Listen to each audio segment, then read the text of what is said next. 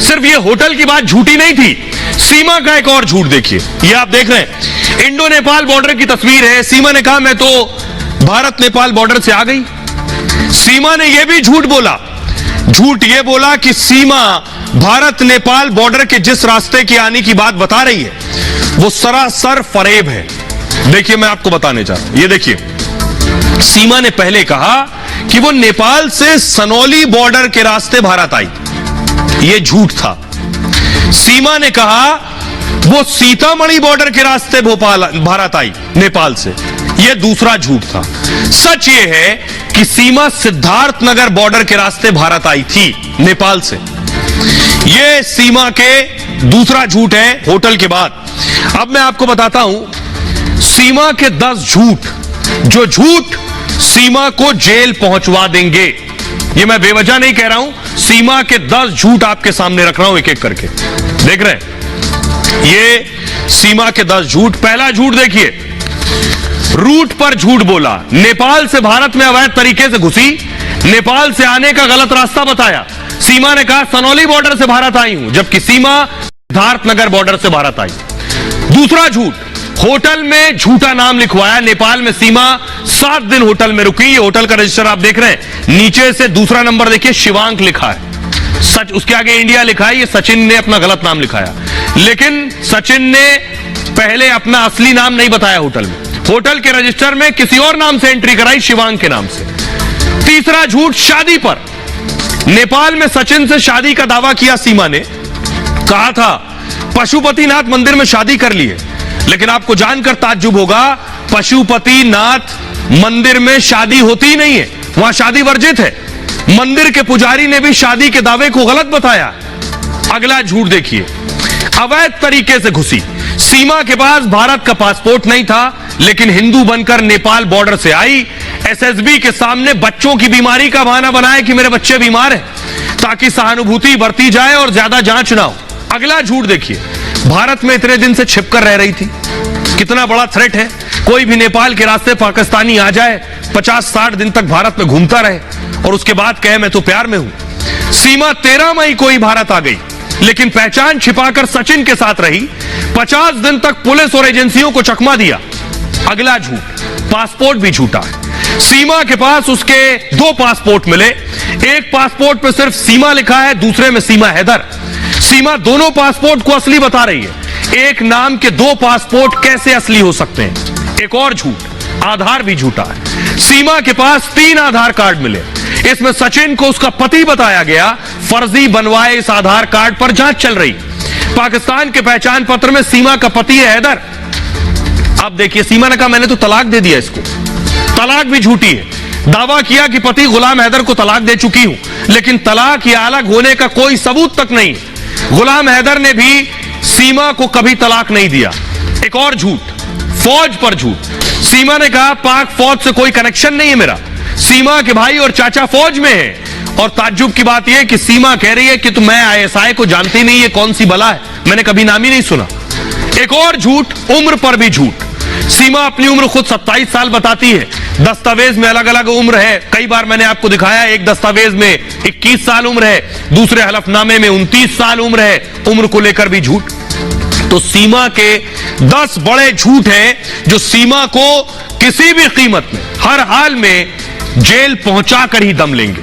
अब सीमा का एक और फरेब में जिसकी पोल खोलने जा रहा हूं। सीमा को कई बार आपने मीडिया कैमरों के सामने सुना होगा कि मेरी शादी तो नेपाल में हो गई थी सचिन के साथ, पशुपतिनाथ मंदिर में।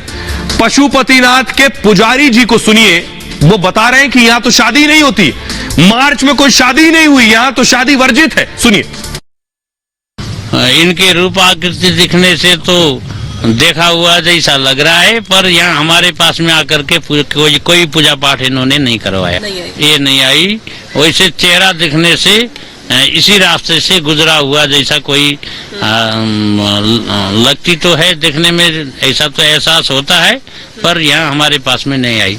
वैसे मंदिर में तो हर दिन की करते हैं, वैसे लव स्टोरी हो करके स्वयं विधि से करने के लिए गुह्येश्वरी गुह्य काली मंदिर में आकर के जो है दोनों विवाह का प्रपोज होने पर जो है स्वयंवर विधि से करते हैं। 8 प्रकार की विवाह हमारे शास्त्रों में निर्दिष्ट है, अब आपको बताता हूं, सीमा जिस रास्ते से भारत आई, ये कोई आम रूट नहीं है। ये वो रूट है जहां से तस्करी होती है, ड्रग्स तस्करी, मानव तस्करी, उस रूट से सीमा आई है। अब मैं आपको दिखा रहा हूं, देखिए रूट।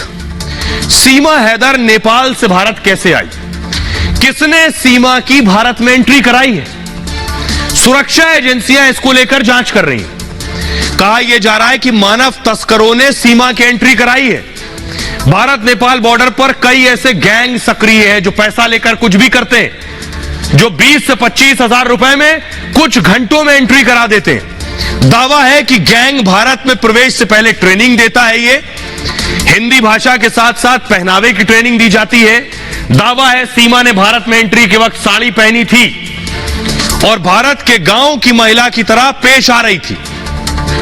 सीमा के बच्चों को भी हिंदी बोलने की ट्रेनिंग दी गई। गैंग ने सीमा को पहले से हिदायत दे दी थी कि सीमा सुरक्षा बल जब सवाल करेगा तो क्या क्या जवाब देना है। सीमा ने कहा कि बच्चे के इलाज के लिए दिल्ली जाना है। भारत नेपाल के बॉर्डर पर खुली सीमा है।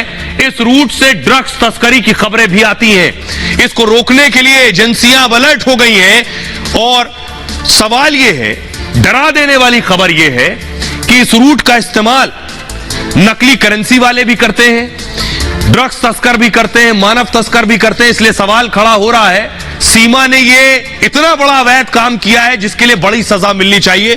सुनिए जरा क्या कुछ कह रहे हैं मेजर जनरल के सिन्हा।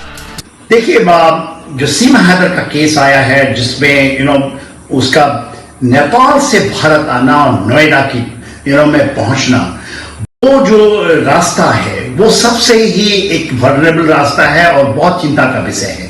और क्योंकि ये रास्ता लैंड रूट है, जो ये कहा जाता है जिस रास्ते वो आई है, और उसमें अभी तो वो सामने आता है, कभी गोरखपुर की बात होती है तो कभी सीतामढ़ी के रास्ते आती है। सीतामढ़ी आप यदि देखें तो बिहार से लगता हुआ इलाका है, जब हम गोरखपुर देखते हैं तो वो यूपी से लगता हुआ है। इसी तरह छत्तीसगढ़ से भी ये पोरस बॉर्डर है और इस बॉर्डर से बहुत, क्योंकि ओपन है और हमारे अरेंजमेंट है जो नेपाल के साथ में कि एब्सोल्युटली ओपन है, आपका एक दूसरे के इलाके में आना जाना, खास करके जो तराई का रीजन हम कहते हैं, उसमें एब्सोल्युटली अनचेक्ड है।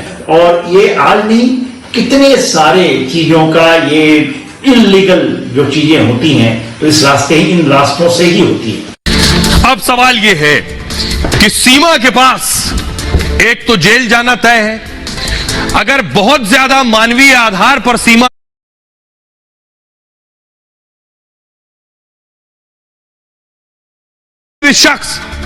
कोई भी शख्स क्या ऐसे हिंदुस्तान में आ सकता है सिर्फ ये कहकर कि मुझे प्यार हो गया इसलिए मैं हिंदुस्तान आ गया अवैध तरीके से? क्या कोई दुनिया के किसी और देश जा सकता है सिर्फ प्यार के नाम पर? देखिए सीमा के साथ क्या होगा। एटीएस ने अपनी जांच पूरी कर ली है और अब जल्द ही रिपोर्ट सरकार को भेजेगी, एंटी टेररिस्ट स्क्वाड। इसके बाद गृह विभाग फैसला करेगा करना क्या है, सीमा को पाकिस्तान भेजा जाएगा या नहीं। हालांकि पुलिस की तरफ से तैयारी पूरी है। पुलिस के स्पेशल एडीजी ने इस बात की पुष्टि की है, कहा पाकिस्तान भेजने की कानूनी कार्रवाई चल रही है, यानी सीमा को पाकिस्तान जाना तय है। वहां है तो नागरिकता के लिए आवेदन करना होगा। इसके बाद नागरिकता पर फैसला केंद्र सरकार लेगी। केंद्र का विशेषाधिकार है, राष्ट्रीय सुरक्षा और मानवाधिकार पर फैसला लिया जाता है। हालांकि अवैध प्रवासी को नागरिकता मिलना मुश्किल है और सीमा अवैध प्रवासी है। अवैध प्रवासी मतलब बिना पासपोर्ट वीजा रहने वाला। सीमा की गिरफ्तारी अवैध प्रवासी के रूप में हुई है। ऐसे में सीमा का पाकिस्तान भेजा जाना तय है लगभग, और यही रास्ता है, यही गेट खुलता है। बीएसएफ की टीम गेट खोलती है और उस पार करा देती है।